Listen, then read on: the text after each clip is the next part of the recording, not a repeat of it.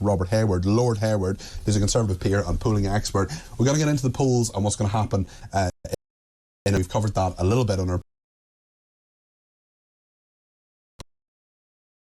programme about parliamentary waste, because you've been looking into this. Tell us what you found. I've been following for months the question of traffic marshals in the Houses of Parliament. Now, most people will not know that there is a road that runs through the Houses of Parliament. It's called the Spine Road, and you are required to travel at less than 5 miles an hour if you go down that road. Most of the vehicles that go down there are either delivery vehicles or they're government drivers, who are some of the most skilled drivers in the country because of the security implications, etc. But a few months ago, the parliamentary authorities introduced traffic marshals. Now, why did they do that? What was the idea? They said it's for safety to coincide with a one-way street system, which they introduced.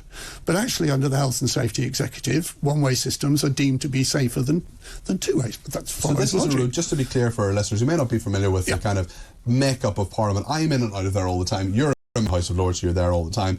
This is a road that goes through a very, very big, vast parliamentary estate, hundreds, thousands of people working there. As you say, loads of deliveries, government drivers, lots of people, MPs going in on their cars and so on. So they're going along this road. And up until a few months ago, no need for traffic marshals, but traffic marshals have been employed at a huge cost. Well, the cost, I've been pursuing this, and I've been pursuing also the amount of vehicles coming and going, which we'll come to possibly in a second. But finally, on December the 4th, I was given the figure of the cost of each traffic marshal. There's about 10 or 12, might be down to 8. The numbers seem to vary every time I ask a question. But the annual cost, not salary, of a traffic marshal is £65,600. A lot of money. Now, a lot of money. The supervisor of the traffic marshals cost £91,700. What does a traffic marshal actually do? Well, marshals traffic, presumably. Well, that's the idea. The idea is to maintain separation between pedestrians, overwhelmingly who have passes, as you just indicated. Yes. All people who cross those roads have to be with somebody who has a pass. But the significant thing is, having been given those figures in an email, I put down a written question. Which is what you can do. Which is what I can do. Entitled to do expecting to get those figures. Because I wanted the public to be aware of those figures.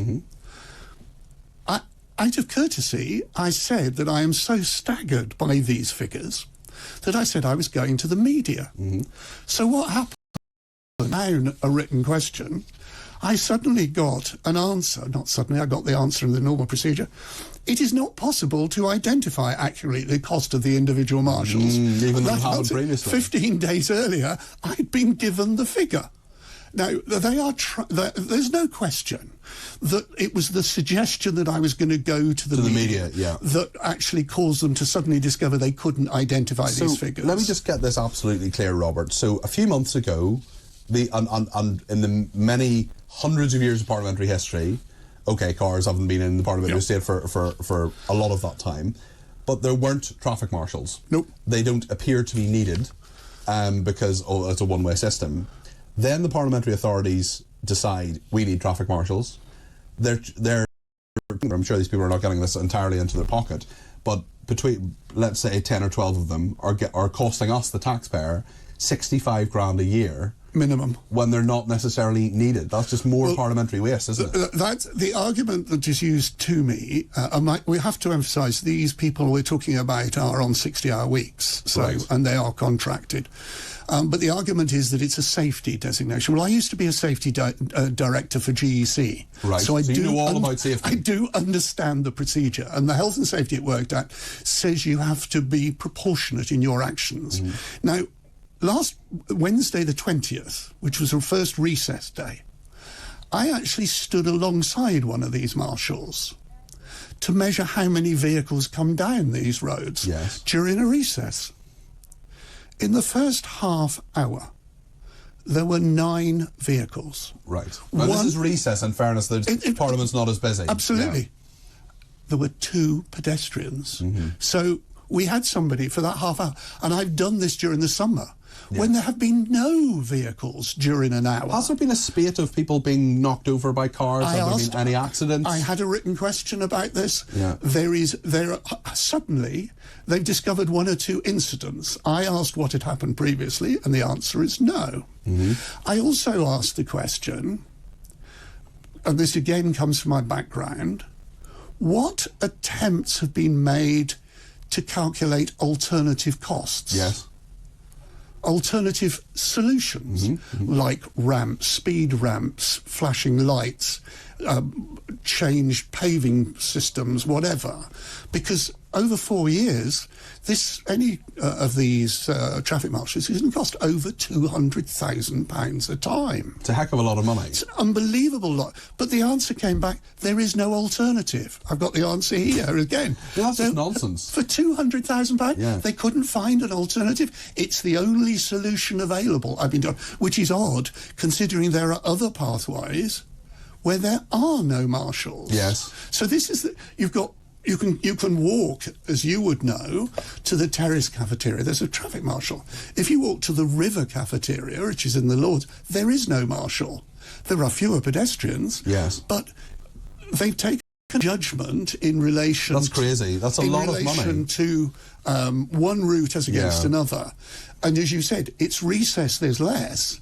We can have a debate about whether there's a need during sitting periods, but every time I ask a question about the numbers they've prepared for me, and I go into detail, because as you indicated, I'm a numbers-oriented person, back comes not an answer, but obfuscation. But another set of numbers.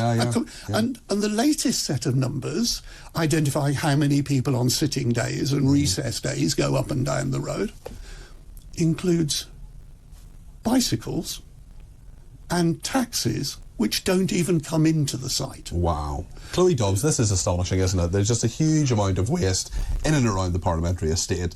I have a pass to be in there as the chief political commentator of this station. I can go in and talk to MPs and so on. I mean, what do you make of this?